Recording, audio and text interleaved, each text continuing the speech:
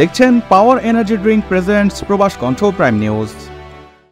বৈধ পথে রেমিটেন্স পাঠাতে সরব মালয়েশিয়া প্রবাসীরা। ছাত্র জনতার জুলাই বিপ্লবের মাধ্যমে শেখ হাসিনা সরকারের পতনের পর দেশে রেমিটেন্স পাঠাতে মালয়েশিয়ার বিভিন্ন এক্সচেঞ্জ হাউসগুলোতে প্রবাসীদের ভিড় বেড়েই চলেছে। মালয়েশিয়া প্রবাসীদের দৃঢ় প্রত্যয়ে নতুন সরকারের অধীনে দেশের অর্থনীতি শক্তিশালীকরণের লক্ষ্যে বাড়ছে রেমিটেন্স প্রবাহ। গত 5 মাসে রেমিটেন্স বেড়েছে $3 বিলিয়ন, যা 2023 সালের তুলনায় 26% বেশি। বৈধ পথে টাকা পাঠানোর ক্ষেত্রে যেখানে মালয়েশিয়া ছিল সপ্তমে, এখন মালয়েশিয়া চতুর্থ স্থানে উঠে এসেছে। মালয়েশিয়াতে পাওয়ার এনার্জি ড্রিঙ্কস কিনলে পেতে পারেন মোটরসাইকেল, বাইসাইকেল ও আকর্ষণীয় 2 শতাধিক গিফট হ্যাম্পার।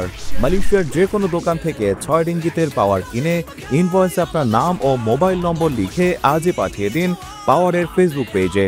অফারটি চলবে আগামী 28 ফেব্রুয়ারি পর্যন্ত। আসলে জুলাই বিপ্লবের পর থেকে আমাদের মালয়েশিয়া থেকে বাংলাদেশে রেমিটেন্স প্রেরণের হার আসলে উল্লেখযোগ্য পরিমাণ বৃদ্ধি পেয়েছে। কোনো মাসে প্রায় 60-70% পর্যন্ত আমরা প্রবৃদ্ধি পরিলক্ষিত করছি। এবং ইতিমধ্যে আপনারা জেনে থাকবেন যে মালয়েশিয়ার অবস্থান পুরো বাংলাদেশে যে বিশ্ব থেকে যে রেমিটেন্স প্রেরণ করা হয় তার মধ্যে মালয়েশিয়ার অবস্থান এখন চতুর্থ অবস্থানে উঠে এসেছে, যেটা আগে ষষ্ঠ এবং সপ্তম অবস্থানে ছিল।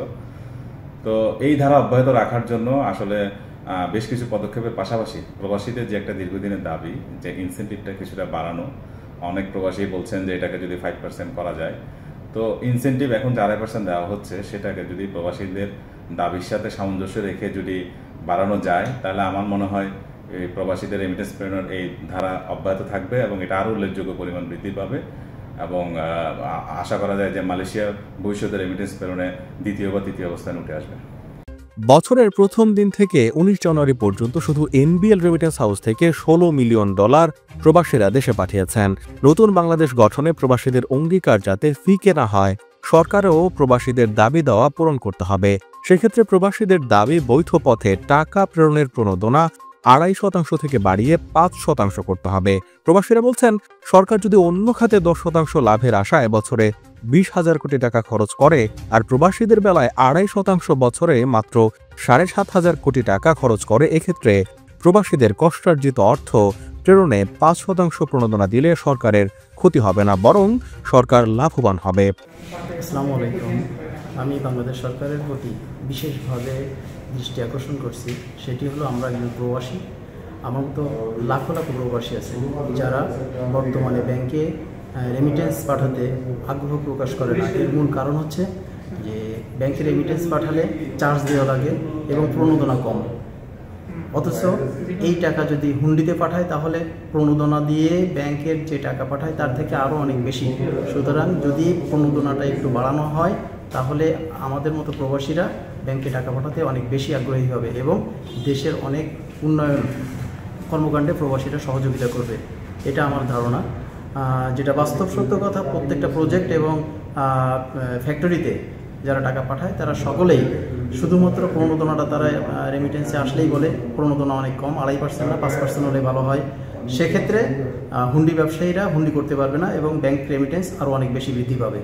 বিশ্লেষকরা বলছেন, ভারত বিদেশ থেকে তাদের দেশের নাগরিকের পাঠানো রেমিটেন্সকে বলছে প্রবাসী ভারতীয় কর্তৃক সরাসরি বিদেশি বিনিয়োগ, যার পরিমাণ ভারতের সরাসরি বিদেশি বিনিয়োগের থেকে অনেক বেশি।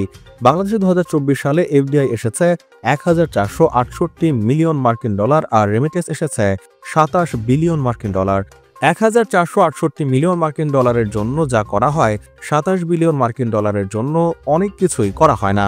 বিভিন্ন দেশের সঙ্গে চুক্তি করে বিভিন্ন ক্যাটাগরির, যেমন অদক্ষ, আধা দক্ষ, দক্ষ এবং শিক্ষার্থী থেকে সরাসরি চাকরি কর্মসংস্থান ব্যবস্থা করা গেলে বাংলাদেশের রেমিটেন্স অনেক পরিমাণ বৃদ্ধি পাবে। সেদিকে অনেক ঘাটতি আছে। 5 তারিখের পর থেকে মালয়েশিয়াতে আমাদের যারা প্রবাসী কর্মী যারা আছেন এবং অন্যান্য যারা পেশাজীবী আছেন তাদের বাংলাদেশে ফরেন রেমিটেন্স পাঠানোর জন্য ব্যাপক আগ্রহ দেখা যাচ্ছে। এবং এখানে বাংলাদেশিদের যে বিভিন্ন যে বিজনেস গ্রুপগুলো আছে, এছাড়া অন্যান্য যে পেশাজীবী লোক যারা আছে তারা যে এই গ্রুপগুলোতে তারা বিভিন্নভাবে প্রচার প্রচারণার মাধ্যমে শ্রমিকদেরকে উৎসাহিত করতেছেন তারা যেন বেশি বেশি বৈদেশিক মুদ্রা, বেশি বেশি ফরেন রেমিটেন্স বাংলাদেশে পাঠান। পাশাপাশি শ্রমিকদের মধ্যেও ব্যাপক আগ্রহ উদ্দীপনা লক্ষ্য করা যাচ্ছে।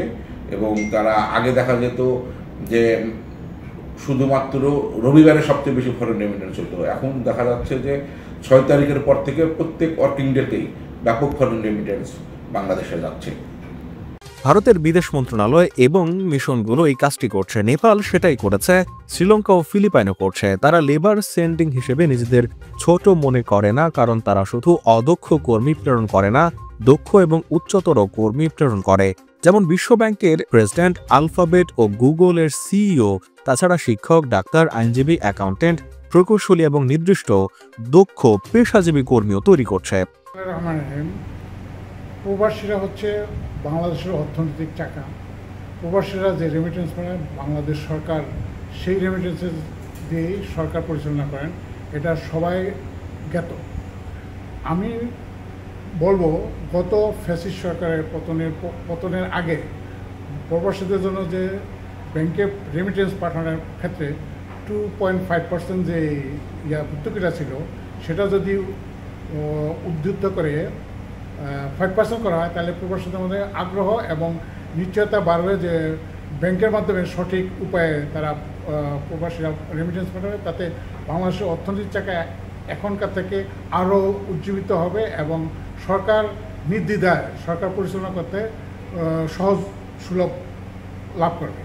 আমি মনে করি সেই ক্ষেত্রে সরকারের উচিত প্রবাসীদের জন্য 5% রেমিটেন্স ভর্তুকি দিয়ে প্রবাসীদেরকে আগ্রহ বাড়ানো এবং প্রবাসীরা সঠিক পন্থায় রেমিটেন্স দেশে পাঠাবে, এটাই আমার দাবি।